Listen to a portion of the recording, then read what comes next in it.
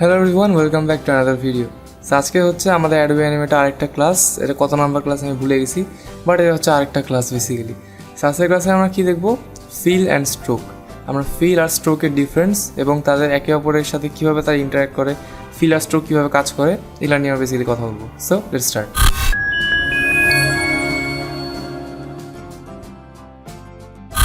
ওকে, so আমরা এখন আসছি হচ্ছে অ্যাডোবি অ্যানিমেটের ভিতরে। সো আজকের ক্লাসটা বেশি বড় হবে না, আই প্রমিস। এটা আমি ছোটো রাখবো। So let's start. এখানে আমি হচ্ছে ফিল আর স্ট্রোক বোঝানোর জন্য কোনো একটা শেপের সাহায্য নিই। সো আমি সাপোজ এখানে একটা রেক্ট্যাঙ্গেল আঁকি, রাইট? সো এখন ফিল হচ্ছে যে আপনার মূল যেই কালারটা, অর্থাৎ আপনার কোনো একটা অবজেক্টের মূল যেই কালারটা হবে, মূল কালারটা, আমি আবার রিপিট করতেছি, যে প্রাইম যে কালারটা বা মূল কালারটা, সেটা কিন্তু হবে হচ্ছে আপনার ফিল। সো মূল কালারটা হচ্ছে ফিল, অ্যান্ড যেটা হচ্ছে আপনার সেকেন্ডারি কালার বলে ভুল হবে, যেটা হচ্ছে আপনার বর্ডার। এই যে লাইক এই হচ্ছে রেক্ট্যাঙ্গেলটার দিকে খেয়াল করেন, এটার ভিতরে কি আছে? একটা ব্লু কালার আছে, আর বাইরে দিয়ে একটা কালো বর্ডার আছে। এই বর্ডারটা হচ্ছে স্ট্রোক। এখন ফিল আর স্ট্রোকের মধ্যে কিন্তু একটা বেসিক হচ্ছে আপনার পার্থক্য আছে। পার্থক্যটা হচ্ছে যে স্ট্রোক যদি একই কালারেরও হয়, সাপোজ না এটা কিন্তু ব্ল্যাক কালার, মানে পুরোটাই স্ট্রোকটা কিন্তু ব্ল্যাক কালার, স্ট্রোক একই কালারের হইলেও তাদেরকে কী করা যায়? আলাদা আলাদা করে সিলেক্ট করা যায়। নির্দিষ্ট কোনো পোর্শন আলাদা আলাদাভাবে সিলেক্ট করা যায়। যেমন আমি দেখেন এইখানে আমি একটু জুম করি, যেমন আমি এইখানে ক্লিক করলে শুধুমাত্র কিন্তু এই হচ্ছে আমার স্ট্রোকটা সিলেক্ট হচ্ছে, শুধুমাত্র এই পাশটা। আবার আমি এইখানে ক্লিক করলে শুধুমাত্র এই পাশটাই সিলেক্ট হচ্ছে, বাকিগুলো কিন্তু বাকি সাইডগুলো কিন্তু সিলেক্ট হচ্ছে না। কিন্তু আমি ফিলটাকে সিলেক্ট করলে এটা কিন্তু গোটা ফিলটাই একবারে সিলেক্ট হয়ে যাচ্ছে। এবং অ্যানিমেশন রিলেটেড যে কোনো প্রকার হেল্প পেতে চাইলে কিন্তু আপনি আমাদের গ্রুপে জয়েন হতে পারেন। আমাদের গ্রুপের লিঙ্কটা ডেসক্রিপশনে এবং প্রথম কমেন্টে পিন করা থাকবে। আপনি সেখান থেকে কিন্তু আমাদের গ্রুপে জয়েন হতে পারেন, এবং ট্রাস্ট মি, সেখান থেকে আপনি অ্যানিমেশন রিলেটেড অনেক জিনিস শিখতে পারবেন, আপনার অনেক বেনিফিট হবে। এখন এখানে আপনি যখন লাইন টুল ইউজ করবেন, এই যে লাইন টুল, আপনি লাইন টুল দিয়ে যখনই কোনো লাইন আঁকবেন, তখন আপনি যেই লাইনটা আঁকবেন এটা কিন্তু একটা স্ট্রোক। ওকে, স্ট্রোককে কিন্তু আরেক ভাষায় পাথও বলা যায়। পাথ হচ্ছে আপনার আমি একটু লিখে দিই, PATH। সো স্ট্রোকে কিন্তু পাথও বলে।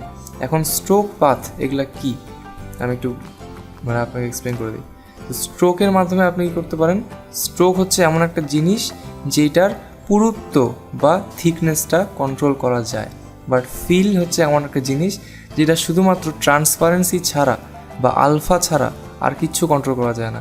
যেমন দেখেন, আমি যদি এইটার আলফাটাকে এখান থেকে কমায় দিই, এটা কিন্তু অনেক বেশি ট্রান্সপারেন্ট হয়ে গেল। এটা সিলেক্ট করলে ফুললি দেখাচ্ছে, বাট বাইরে ক্লিক করলে কিন্তু ট্রান্সপারেন্ট হয়ে গেল অনেকটা। এটার আলফা হচ্ছে মাত্র 18%। আমি যদি এটার আলফাটাকে বাড়ায় দিই, তাহলে এটা আরও একটু বেশি ভিজিবল হবে, দেখেন। সো আমরা কিন্তু এই ফিলটা যে আছে, এইটার কিন্তু আলফা ছাড়া আমরা কিছুই কন্ট্রোল করতে পারতেছি না। বাট স্ট্রোকের কিন্তু অনেক কিছু কন্ট্রোল করা যায়, আপনি ইমাজিনও করতে পারবেন না, অনেক কিছু করা যায় এই স্ট্রোক দিয়ে। সো স্ট্রোকের বর্তমানে আমাদের সাইজ আছে হচ্ছে 25। আপনি চাইলে এটাকে বাড়াইতে পারেন। আপনি চাইলে এই কর্নারগুলো যে রাউন্ড হচ্ছে, এটাকে আপনি চাইলে রাউন্ড থেকে বাট ক্যাপ করে দিতে পারেন। এটা হচ্ছে বাট ক্যাপ। বাট ক্যাপ হচ্ছে আপনার যেই সাইডেগুলোয় ক্যাপ বলে বেসিক্যালি, এজগুলোকে। স্ট্রোকের এই এজটাকেও একটা ক্যাপ বলে, এজটাকেও একটা ক্যাপ বলে। সো বাট ক্যাপ দিলে কি হবে? আমাদের এটা একদম চোখা হয়ে যাবে, চোখা ঠিক না, বা একটা কি বলবো, একটা রেক্ট্যাঙ্গেল টাইপ একটা আমাদের ক্যাপ হয়ে যাবে আর কি। বাট রাউন্ড ক্যাপ দিলে সার্কেল টাইপের একটা ক্যাপ হয়ে যাবে। এই যে এটা বাট ক্যাপ, আর এইটা হচ্ছে রাউন্ড ক্যাপ, আর এটা হচ্ছে আরেকটা প্রজেক্টিং ক্যাপ। এইটা কি হয় যে প্রজেক্টিং ক্যাপটা দিলে কি হয়, সাইড থেকে একটু কি বলবো, একটু লম্বা আকারে এটা স্কোয়ার হয়। বাট বাট ক্যাপ, এটা হচ্ছে বাট ক্যাপ, এটা হচ্ছে projecting cap. So projecting cap দিলে কী হয়, এটা একটু সাইড থেকে জাস্ট বাড়ে যায়। এটা বেশিরভাগ ক্ষেত্রে আপনার ইউজ হবে না হয়তো বা। বাট ক্যাপ আর রাউন্ড ক্যাপ এই দুটো ইউজ হয়, বাট আমি বেসিক্যালি ইউজ করি হচ্ছে সবসময় রাখি আমি রাউন্ড ক্যাপ। কারণ বাট ক্যাপ আমার কখনো কিন্তু ইউজ হয় না। এখন এখানে আরেকটা আছে কর্নার। সাপোজ আমি এখানে এরকম একটা স্ট্রোকের সাইজ কিন্তু বিশাল বড় আমাদের। আমি এটাকে একটু রিমুভ করে দিই। তারপর আমি এখানে আবার নিলাম লাইন টুলটা। আমি এই ভিডিওতে ব্রাশ টুল ইউজ করতেছি না, কারণ ব্রাশ টুল নিয়ে আমরা কথা বলবো নেক্সট কোনো ভিডিওতে।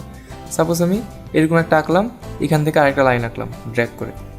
এখন এদের দুইজনের যেই হচ্ছে আপনার কর্নারটা যে আছে, এটাকে আপনার চাইলে কিন্তু রাউন্ড বা বাট করতে পারবেন। সাপোজ এটা যদি আমি মিটার জয়েন দিয়ে দিই, দেখেন মিটার জয়েন দিলে কি হচ্ছে, কর্নারটা কিন্তু চোখা হয়ে যাচ্ছে।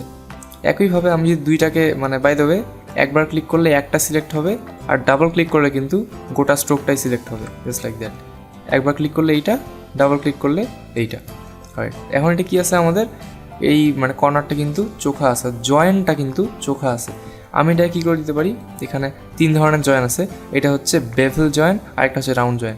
সো রাউন্ড জয়েন দিলে কি হবে, আপনার যেই জায়গায় আসে দুইটা লাইন বা দুইটা ক্যাপ জয়েন হয়েছে সেই জায়গাটা কী হবে, রাউন্ড হয়ে যাবে। আবার যদি আমি যে এখানে বেভেল জয়েন, দেখেন কীরকম হচ্ছে, এটা বলে বোঝানোর মতো না, আপনি এখানে একটু দেখে বুঝে নিতে হবে আর কি আপনাকে। সো আমিও এটা সবসময় রাখি রাউন্ড জয়েন। বেসিক্যালি আমি রাউন্ড ক্যাপ, রাউন্ড জয়েন এই দুইটাই আমি রাউন্ড রাখি, এটা আমার ক্ষেত্রে সুবিধা হয় আর কি। রাইট, তারপর হচ্ছে আপনি স্ট্রোকের স্টাইল কন্ট্রোল করতে পারবেন। এখন স্টাইলটা কি দেখেন, আমি এই স্ট্রোকটাকে যদি আমি সিলেক্ট করি, দেখেন এখানে অনেকগুলো স্টাইল আছে। আমি স্টাইলের এখানে ড্রপ ডাউনে ক্লিক করলে অনেক ধরনের স্টাইল আছে। সাপোজ এই স্টাইলটা দেখতে পাচ্ছি একটু লাইন লাইন টাইপের হবে আর কি, আমি একটু জুম করলে বুঝতে পারছি, দেখেন লাইন লাইন টাইপের হবে। এটাকে আমি মেবি এটা দিলে হয়তো ভালো বুঝতে পারবেন। এই যে দেখেন, এইটা হচ্ছে কিন্তু আরেকটা আমাদের স্ট্রোকের স্টাইল, দেখেন কীরকম সার্কেল সার্কেল টাইপের হয়ে গেছে। তাই বলে এগুলো কিন্তু আলাদা আলাদা শেপ না, একটাকে সিলেক্ট করলে কিন্তু গোড়াটা সিলেক্ট হবে, কারণ হচ্ছে এই গোড়াটাই হচ্ছে একটা স্ট্রোক, বাট এই স্ট্রোকের একটা ভিন্ন ধরনের স্টাইল আর কি। তারপর এখানে আরও ধরনের স্টাইল আছে, দেখতে পাচ্ছেন এইটা কেমন জানি একটা স্টাইল, একটা আজব ধরনের। তারপরে হচ্ছে এইটা একটা খুবই অন্য ধরনের একটা স্টাইল। বাই দ্য ওয়ে, আপনি যত আপনার স্ট্রোকের মধ্যে স্টাইল ইউজ করবেন, অর্থাৎ যদি আপনার অনেকগুলো স্ট্রোক থাকে, সাপোজ আপনার এরকম আমি কী করতেছি, সাপোজ আপনার এরকম অনেক ধরনের যদি আপনি স্টাইল ইউজ করেন, বা খুবই ফ্যান্সি কোনো স্টাইল নিয়ে যদি অনেকবার স্ট্রোক আঁকেন, সেক্ষেত্রে কিন্তু আপনার সফটওয়্যারটা ধীরে ধীরে স্লো হয়ে যাবে। দেখেন অলরেডি কিন্তু আমার এই হ্যান্ড টুলটা স্লো কাজ করতেছে, বা যদি আমি রিমুভ করে দিই, দেখেন আমার হ্যান্ড টুল আবার কিন্তু আগের মতো কাজ করতেছে। সো বেশি স্টাইল ইউজ করতে গেলে কিন্তু এটা একটা ড্রব্যাক আছে। অ্যান্ড এটা ফাইনালি একটা স্টাইল, খুবই কিউট। রাইট, সো আমার স্ট্রোকের সাইজ 0.1 হয়ে গেছে, বাড়া দিই। তারপর আরেকটা জিনিস কন্ট্রোল করতে পারবেন, সেটা হচ্ছে এটা উইথ হচ্ছে থিকনেসের একটা স্টাইল থাকে, দেখতে পাচ্ছেন এটা কিন্তু এখন ইউনিফর্ম আছে। এটাকে চাইলে আপনি উইথ প্রোফাইল 1 করে দিতে পারেন, তাহলে দেখতে পাচ্ছেন এটা একটু এরকম হবে। আমি যদি একটু মোটা করি তাহলে বুঝতে পারবেন, দেখেন কীরকম হয়ে গেল। তারপর যদি এখানে আমি একটু এই স্টাইলটা দেই, এটা একটা অন্যরকম, এইটা অন্যরকম, এইটা অন্যরকম, এইটা বেসিক্যালি আরেক রকম। সো এখানে বিভিন্ন ধরনের স্টাইল আছে, আপনি কিন্তু চাইলে এই স্টাইলগুলো নিয়ে আপনি খেলতে পারেন, আপনি দেখতে পারেন বেসিক্যালি কী হচ্ছে। And at the end of the day আপনি কী করতে পারেন, স্ট্রোকেরও অফকোর্স আলফা কন্ট্রোল করতে পারেন, অর্থাৎ ট্রান্সপারেন্সি, এটা কতটুকু ভিজিবল হবে। যদি 32% দেখতে পাচ্ছেন, খুবই হালকা হয়ে গেল, যত বাড়াবো তত ডিপ হবে, তত ওপেক হবে, তত বেশি ট্রান্সপারেন্ট না, তত বেশি ওপেক হবে, বা তত বেশি কালারটা গাঢ় হবে। কালারের গাঢ়ত্ব হচ্ছে বেসিক্যালি আলফা, অপাসিটি আর কি। রাইট, সেই ছিল হচ্ছে বেসিক্যালি আমাদের ফিল আর স্ট্রোক নিয়ে কাজ। এখন আমি যেটা বলছিলাম যে স্ট্রোক যদি একসাথে একই কালারের অনেকগুলো থাকে জয়েন্ট আকারে, সেক্ষেত্রেও কিন্তু তাদেরকে আলাদাভাবে সিলেক্ট করা যায়। শুধু সিলেক্টই করা যায় না, এগুলোকে ড্র্যাগ করে বিভিন্ন ধরনের কিন্তু আপনি শেপে এগুলোকে আনতে পারবেন। কিন্তু আপনি কিন্তু ফিলকে ওভাবে ড্র্যাগ করে ওরকম আপনার ইচ্ছা মতো শেপে কিন্তু আপনি আনতে পারবেন না, অনেক ক্ষেত্রেই সম্ভব হয় না। বাট স্ট্রোককে কিন্তু এভাবে ড্র্যাগ করা যায়।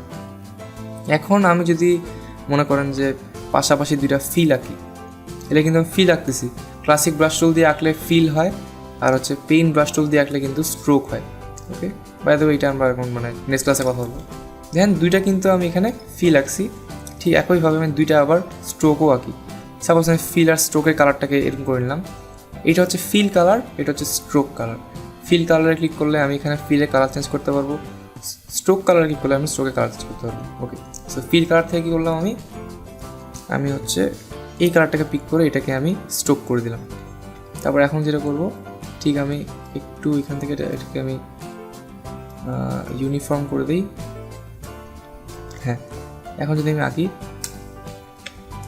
দেখেন এটা কিন্তু ফিল, বাট এটা কিন্তু আমি স্ট্রোক আঁকছি। এখন যদি আমি চাই যে আমি এইটুকু অংশ আলাদাভাবে একবার ক্লিক করে সিলেক্ট করবো, তাহলে কিন্তু হবে না। এখন আমি ক্লিক করি, গোড়াটাই কিন্তু একবারে সিলেক্ট হয়ে গেছে, আমাকে কিন্তু এই গোড়াটাই মুভ করতে হবে একবারে। বাট আমি যদি এইখানে ক্লিক করি, দেখেন এই পার্টটা কিন্তু সুন্দরভাবে আমাদের আলাদাভাবে সিলেক্ট হয়ে গেল, যেটা ফিলের ক্ষেত্রে করা যায় না। হ্যাঁ, এটা আপনি অবশ্যই ল্যাসো টুলে যায় আপনি করতে পারেন এইভাবে একটু ড্র্যাগ করে সিলেক্ট করতে পারেন, বাট তারপরও সেটা কিন্তু একদম পারফেক্ট কিন্তু হবে না। যতটা পারফেক্ট আপনার হবে হচ্ছে এখানে স্ট্রোকে, দেখতে পাচ্ছেন খুবই পারফেক্ট, একদম মানে পারফেক্টলি জিনিসটা আলাদা হয়ে গেছে। রাইট, এ হচ্ছে বেসিক্যালি ফিল আর স্ট্রোকের মোটামুটি একটা পার্থক্য। আই হোপ প্লাস চিহ্নটা দিয়ে বুঝতে পারছেন আর কি। আর হ্যাঁ, একটা জাস্ট কুইক জিনিস, আপনি যদি কোনো স্ট্রোককে ফিলে কনভার্ট করতে চান সেক্ষেত্রে একটা ছোট্ট বাটন আছে। সাপোজ আমি এখানে একটা আপনার স্ট্রোক আঁকলাম, এটা কিন্তু একটা স্ট্রোক, আমি এটা সাইজ কন্ট্রোল করতে পারি, এটা থিকনেসটা কন্ট্রোল করতে পারি। রাইট, আপনি চাচ্ছেন যে এই স্ট্রোকটাকে আপনি স্ট্রোক আকারে রাখবেন না, ফিল আকারে রাখবেন, সেক্ষেত্রে এইখানে এটাকে সিলেক্ট করে ঠিক প্রপার্টিসে একটা অপশন পাবেন, expand to fill. Expand to ফিলে ক্লিক করলে এই স্ট্রোকটা কিন্তু এখন আর স্ট্রোক নাই, এটা কিন্তু ফিল হয়ে গেছে, দেখতে পাচ্ছেন। এটা সিলেক্ট করার সাথে সাথে এইখানে ফিল নামটা চলে আসে, অর্থাৎ এটা কিন্তু একটা ফিল। এখন আমরা এইটার কোনো স্ট্রোক সাইজ কন্ট্রোল করতে পারবো না। এখন আপনি বলতে পারেন যে আপনি যদি এই ফিলটাকে আবার স্ট্রোকে কনভার্ট করতে চান সেক্ষেত্রে কিন্তু করতে পারবেন না। আপনাকে এটা ভাবে চিন্তা করতে হবে, কোনো একটা স্ট্রোককে ফিলে কনভার্ট করার আগে কিন্তু সেটা আপনার ভেবে চিন্তা করতে হবে। কারণ একবার যদি আপনি এটাকে ফিলে কনভার্ট করে নেন সেক্ষেত্রে কিন্তু আপনি এটা থিকনেস সাইজ কোনোটাই কন্ট্রোল করতে পারবেন না। আপনি এটাকে অবশ্যই ড্র্যাগ করতে পারবেন এইভাবে কীভাবে, বাট আপনি কিন্তু স্ট্রোকের মতো অত ফ্লেক্সিবিলিটি পাবেন না ফিলে।